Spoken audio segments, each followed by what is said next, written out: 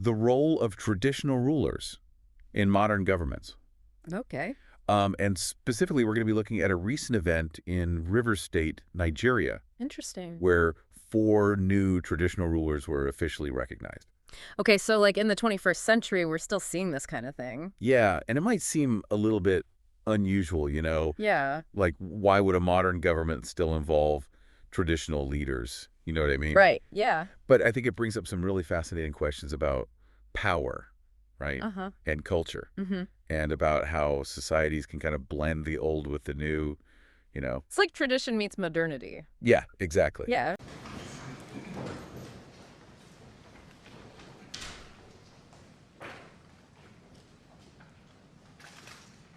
The national anthem.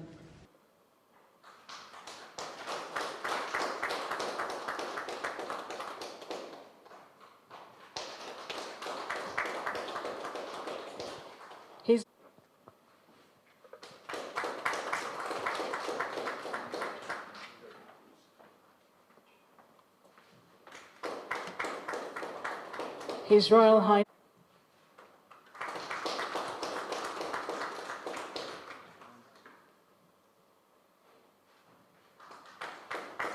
His Royal Highness Alhaji Mujahid Dr.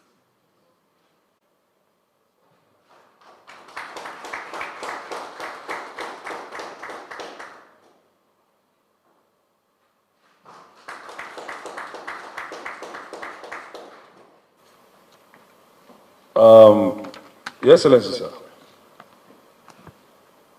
Before you are the newly recognized traditional rulers in Rivers State.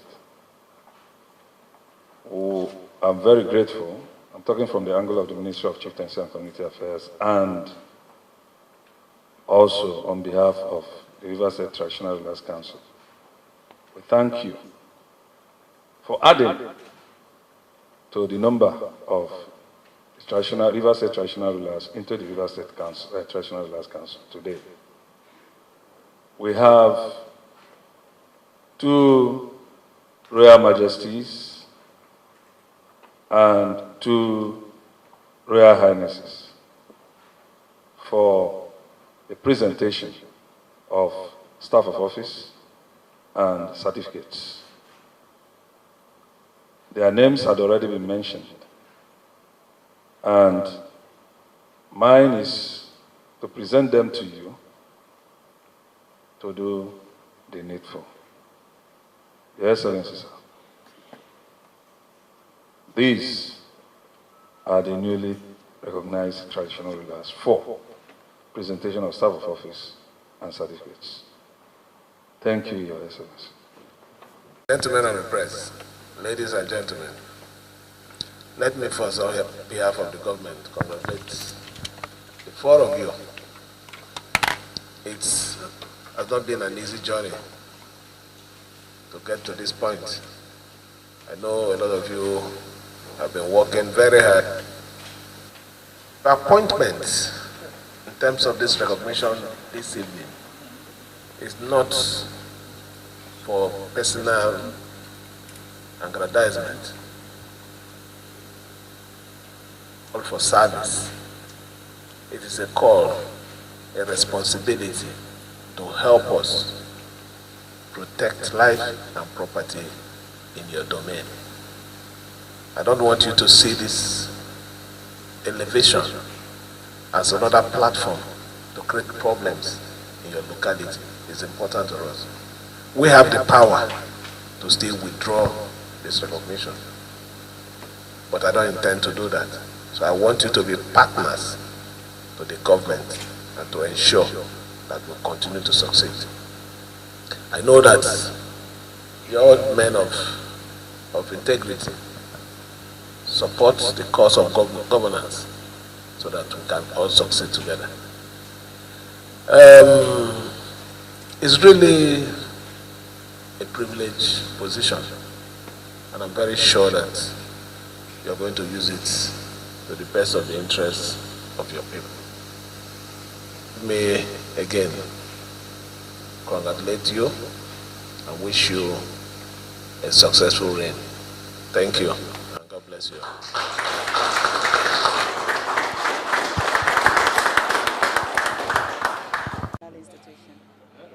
Hi, I'm lost of word. I'm very grateful, and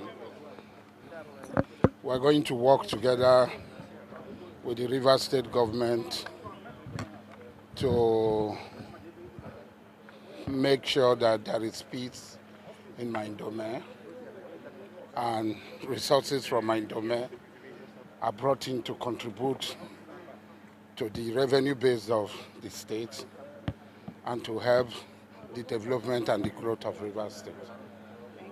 Thank you very much.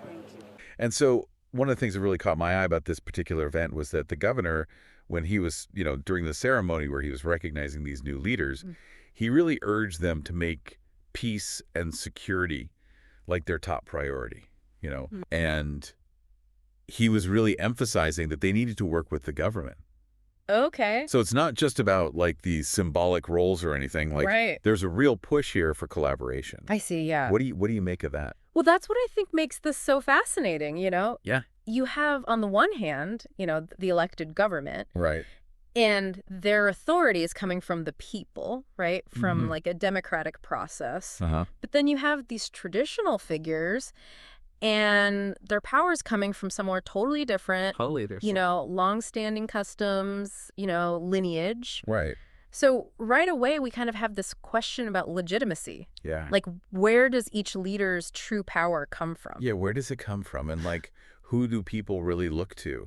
You know? Yeah. Like, who do they see as the real leader? Exactly. And how do those two kind of sources of authority kind of coexist? Yeah, so it's not even just about them coexisting, right? Right. Because it seems like from what the governor was saying, it's like, It's about collaboration. it's got to be more than that. Active collaboration. Active collaboration, yeah. Yeah. And I guess that suggests that these traditional leaders must have like real influence, Oh, absolutely. especially like at the local level, the grassroots level. Yeah. I think in ways that, the government can't always match. Yeah. Yeah. For example, Yeah. like think about conflict resolution. Okay.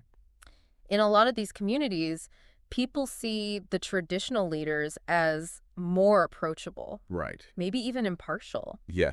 than government officials, right? Yeah. They often have like this deeper understanding Oh, yeah. of the local customs, Huh. of the disputes, the ins and outs of everything. Build history. The history, yeah. Yeah. And that can be really valuable when it comes to trying to mediate conflicts, Right. and maintain the peace in a community. Yeah. And, it makes you think about all those like smaller conflicts. Yeah. Exact. The ones that like maybe don't need a courtroom Yeah, yeah. or like a formal intervention or anything like that. Right. But they still have an impact, Oh, absolutely. like on the overall, feeling of security. Yeah, the social fabric of the community. Exactly. Exactly. Yeah. So it's like these traditional leaders, they can kind of step in those situations where maybe the government is, too far removed Right, exactly. or just doesn't have the same kind of Understanding. understanding, the same, Yeah.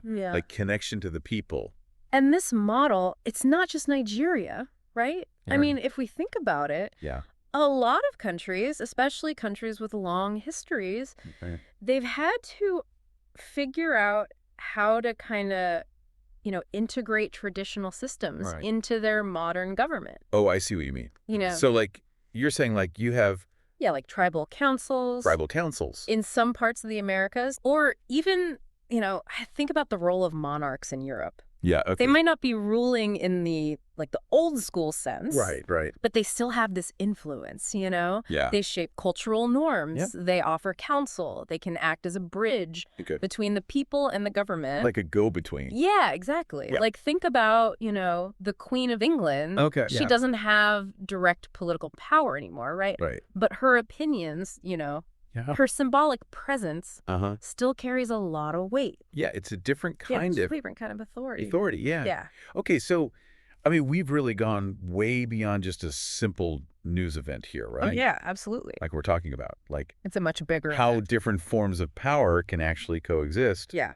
And, like what does that mean for the people living within that system? Yeah. And it raises the question, Yeah. could this model, could this blended authority be useful in other contexts? That's a really good question. Like, could it make modern governments stronger? You know? Yeah. Like by bringing in traditional knowledge and those community ties. Yeah, exactly. It's really interesting. It is. It makes you think, like, what are the, like, are there benefits to this? Well, I think there's definitely potential benefits. Yeah. You know, I think you could see more local engagement. Uh-huh. I think solutions to problems could be more culturally sensitive. Okay. Yeah. But there's got to be downsides too, right? Right. Yeah. Like, how do you even make sure that Yeah, like accountability. happens? Yeah. Who's accountable to who? Right. And how do you make sure that these traditional systems, like they don't get misused, you know? Right. Exactly. Yeah. It's complex. It's a very complex issue. It really is. And you know what? I think that's a good thing. what makes it so. Keeps us thinking. Yeah. It really challenges us to think about governance, you know, and what is effective leadership and how can it be more inclusive? Absolutely. So anyone listening out there, you know, here's something to think about. Could this model of blended authority work in your community? Yeah. Right? Like, are there places where you could see those traditional, you know, that traditional knowledge of those community ties really making a difference, you know, if they were incorporated into the way things are run? Right. Like, think about the potential, but also think about the potential downsides. Exactly. Exactly. There's a lot to unpack here. It's a fascinating topic. It is. And I think it's one that, you know, is worth exploring more. Absolutely. So, yeah, thanks for joining us for this deep dive. Thanks for having me. And we'll see you next time. See you later.